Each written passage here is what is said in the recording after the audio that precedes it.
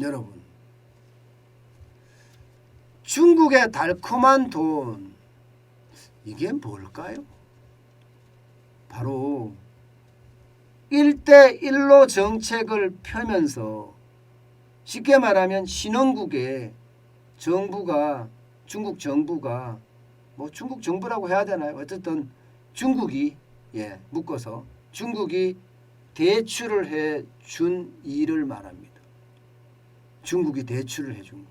이게 규모가 여러분, 이게 엄청납니다. 여러분 이거 한번 보세요.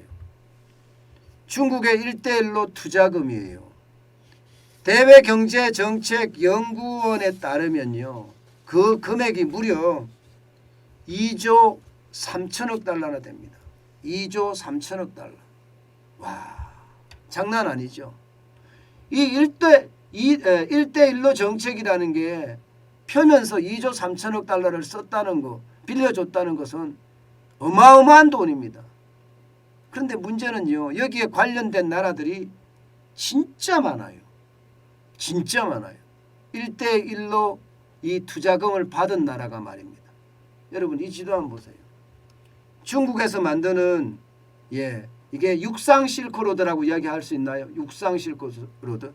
중국 시안에서 시작을 해서 우즈베키스탄, 그 다음에 터키, 독일에 이르는 것. 이게 이제 육상 실크로드라고 이야기를 할 수가 있습니다.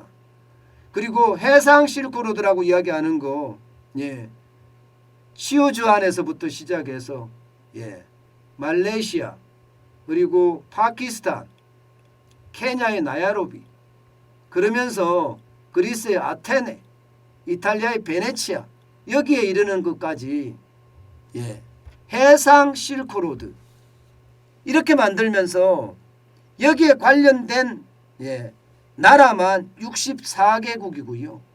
64개국. 여기에 포함된 나라, 참여하겠다는 뜻을 나타낸 나라, 실제로 안 가지만 같이 참여를 하겠다는 나라까지 하면 138개국입니다. 그런데 이 138개국에서 실제로 말입니다, 여러분. 중국의 투자금 너도 나도 받았습니다. 아니 여러분 생각을 해보세요. 이 선상에 해상 실크로드든 아니면 육상 실크로드든 전부 다 가난한 국가들이 다 있습니다. 가난한 국가들이. 쿠알라룸푸르도 가난한 국가고요. 말레이시아. 마찬가지 인도도, 인도가 아니라 여기는 파키스탄도 그렇죠. 케냐도 그렇죠. 그리스야 뭐 여러분들 잘 알고 계시잖아요. 이런 가난한 나라들이 굉장히 많습니다. 그러니까 투자를 해준다고 하니까 진짜 누구 말만 따나 얼씨구나 좋다 하죠. 얼씨구나 좋다. 투자해 준다니까 얼마나 좋겠어요. 그러니까 많은 나라들이 지금 여기 나타난 것처럼 작년 상반기는 140개국이 참여하겠다 이렇게 이야기를 했고요. 진행된 프로젝트 건수만 1824건이고요. 규모도 2조 3천억 달러라고 이야기하고 있습니다. 그런데 여러분 이게 문제가 되는 거예요. 이게. 뭐가 문제가 되느냐. 돈을 빌려주는데 이게 이자가 싸지 않습니다. 이자가 굉장히 비싸요. 일반적으로 말입니다. 세계은행에서 돈을 빌려주면 1% 수준입니다. ADB라고 해서 아시아개발은행에서 빌려줘도 1% 수준입니다. 그런데 지금 중국이 국유상업은행이나 중국의 정책은행, 뭐 국가개발은행이나 수출입은행이나 농업개발은행 이게 정책은행이거든요. 국유상업은행은 중국은행이나 중국공상은행, 중국건설은행, 중국농업은행 이런 데가 이제 국유상업은행이에요. 이런 데서 대출을 해주는 걸 보면 금리가 2.5%입니다. 2.5%. 심지어 말입니다. 최대 9%가 적용되는 것도 있다고 이야기합니다. 9%가. 더 큰 문제는요. 돈 빌려주잖아요. 그러면 이 개발도상 국가에서는 항만을 짓든지 공항을 짓든지 도로를 개설하든지 뭐 이런 사회 간접 자본을 확충해 왔거든요. 그런데 나라 경제가 잘 돌아가야지 2.5%에 해당한 이자를 갚을 수가 있잖아요. 그런데 나라 경제가 안 돌아가면 어떻게 됩니까? 이게 갚을 수가 없어요. 어떤 분들은 그렇게 이야기하시더라고요. 아니 항만을 건설하고 공항을 건설하고 도로를 건설하면 많은 사람들이 투입이 되기 때문에 경제가 활성화되는 것 아니냐 이렇게들 이야기합니다. 근데 그거는 오산입니다. 무슨 얘기냐? 항만을 건설하고 공항을 건설하고 도로를 건설할 때 조건이 따릅니다. 내가 돈 빌려줄 테니까 중국인 노동자 데려다 써 이렇게 됩니다. 그리고 건설회사도 중국인 건설회사를 써 이렇게 됩니다. 그 조건입니다. 그렇게 되면 어떻게 됩니까 여러분? 돈은 먼저 해주고 중국 건설사들이 중국 인력 갖고 다 지어요. 그러면 빌려준 돈 그대로 다 뺏어가는 거죠. 그죠? 그래서 제가 달콤한 유혹, 달콤한 돈이라고 했습니다. 달콤한 돈. 돈을 투자는 해주는데 이게 알고 봤더니 중국 건설사가 짓고 중국인들이 들어와 건설하고 그러면 그 해당 국가는 어떻게 될까요?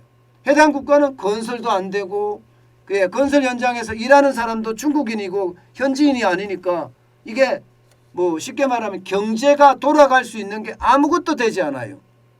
그러면 여러분 신흥국은 어떻게 되겠습니까? 신흥국은 결국 말입니다. 빚을 못 갚는 그런 디폴트가 선언이 될 수밖에 없습니다. 디폴트가. 그 최초로 선언한 데가 어디냐? 스리랑카예요. 스리랑카. 스리랑카입니다. 스리랑카 같은 경우는요. 한반토다 항구를 건설하는 과정에서 실제로 중국한테 14억 달러를 빌립니다. 그런데 이 한반토반 항구를 건설은 중국 회사가 하고요. 중국 인력이 들어와서 건설을 했어요. 그러면 지금 스리랑카 같은 경우는 여러분도 알다시피 스리랑카가 인도의 여기 끝에 있는 섬이잖아요. 여기는 관광으로 먹고 사는 나라입니다. 관광이 경제성장률에서 거의 한 20%는 안 될 겁니다. 12%, 20% 사이인데 그 정도 차지하는데 코로나19의 팬데믹이 되니까 관광 수입도 없습니다. 그래서 결국은 국가 부도 났습니다. 국가 부도.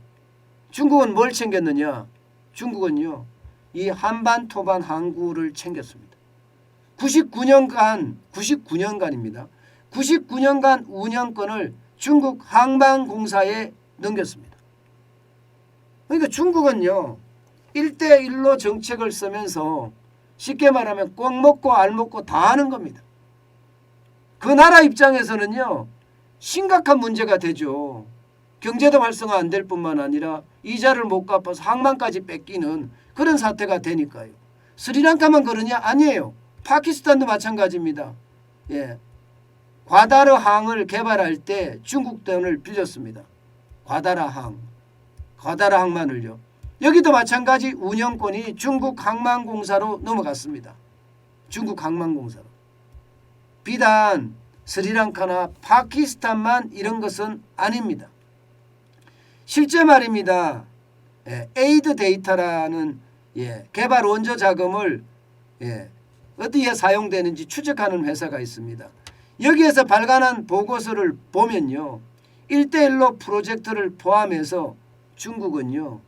2000년부터 2017년까지 전 세계 165개국에 13,427개의 프로젝트를 시작을 하고 있습니다. 게다가 여기에 8,430억 달러를 빌려줬습니다. 야, 엄청나죠? 8,430억 달러 빌려줬어요. 참 이런 걸 보면서 결국은 중국이 정책을 잘 썼다는 이야기도 나옵니다. 꼭 먹고 알 먹고 정책이었으니까요. 여기다가 여러분 보세요. 중국은 수출을 많이 하잖아요. 외화가 엄청 들어옵니다. 외화가 국내에 뿌려지면 어떻게 되겠습니까? 국내에 뿌려지면 이게 물가가 올라갈 수밖에 없습니다. 외화가 많이 뿌려지니까. 그런데 수출해서 번 외화를 바로 이 실크로드에다 뿌립니다. 실크로드에다. 그러니까 중국에 안 뿌려지니까 물가 상승될 일이 없죠. 이게 하나 또 이점입니다. 어디 그뿐입니까? 이게 그동안 중국 내에 건설의 어떤 과잉 생산 이건 문제였거든요. 지금 터지고 있고요. 이미 터지고 있습니다. 지금도 과잉 생산이 터지고 있는데 특히 말입니다. 이 주정부들 성정부라고 해야죠. 여기는 성정부들이 땅을 팔아가면서 사실은 성의 운영 자금을 챙겼거든요. 그런데 건설사들이 줄줄이 무너지니까 지금 성정부들의 재정도 굉장히 어렵다고 이야기하잖아요. 지금은 그렇습니다. 그런데 이게 한창 개발 붐이 이럴 때는요. 부동산 회사들을 빨리 외국으로 좀 내보냈어야 돼. 너무 과열될까 봐 겁나니까. 그러니까 부동산의 과열을 막는 용도로도 사용을 했고요. 또 하나는요. 여러분. 이게 육상 실크로드나 해상 실크로드를 만들면서 말입니다. 그 지역의 곡물 또 자원 이거 독점하기 시작했어요. 아니 실크로드가 만들어지니까 여기에 필요한 곡물이나 원유나 이런 걸 독점해 간 겁니다. 그래서 지금 이 어려운 와중에도 중국이 경기가 둔화된다는 이야기는 계속 나오지만 이게 심각한 상황으로 안 빠지고 있다 이런 얘기도 나오잖아요. 여러 가지가 나오는 이유도 바로 이때 자원을 워낙 많이 확보해놔서 여유가 있다 이런 이야기도 들립니다. 여러분도 알다시피 리튬은요. 리튬은요.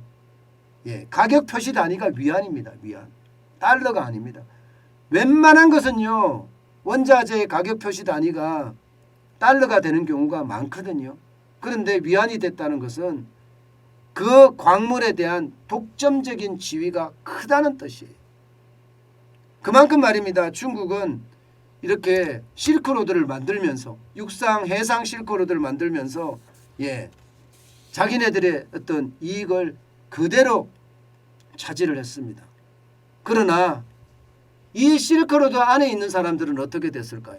이 실크로드에 관계되는 나라들 심지어 앞으로는 어떻게 될지 모르지만 심지어 말입니다. 항만을 중국 항만공사가 운영을 하게 되면 이거 잘못하면 군사기지화도 될 수가 있습니다. 군사기지화도. 이게 어떻게 생각하면 실크로드를 만들면서 기본적으로 아시아, 아프리카, 유럽까지도 중국 손아귀에 두려고 하는 그런 어떤 장대한 계획까지 있는 것은 아닌가 그런 이야기까지 나올 정도입니다. 그러면서 그 사이에 신흥국들의 줄부도죠. 줄부도는 계속 이어질 수밖에 없구나 이런 예상들이 나옵니다. 다행히 우리는 돈이 많으니까 나라가 그래도요. 중국의 달콤한 돈을 많이 받지는 않았습니다. 그래서 다행이라고 이야기는 합니다만은 우리나라에도요. 요소요소에 중국의 달콤한 돈이 들어와 있습니다. 그런 자금들이 결국 말입니다. 나라가 망하는 그런 자금으로 변질될 수 있다는 거. 그들의 어떤 이자라든가 또 그들의 생산활동의 방해라든가 생산활동이 방해죠. 왜냐하면 건설하는데 자국민을 갖다 쓰라고 하니까요. 그런 것들이 결국 악영향을 미치는 것 아닌가 저는 그렇게 생각을 해봅니다. 앞으로도요 중국은요 이게 굉장히 경계해야 될 대상 중에 하나지 함께 갈 수 있는 나라다. 참 잘 모르겠어요. 분명한 것은요 중국은 지들 마음에 들지 않으면 무자비한 보복을 한다는 거. 그것은 분명해 보입니다. 중국 자금 함부로 쓰면 안 된다는 뜻도 됩니다.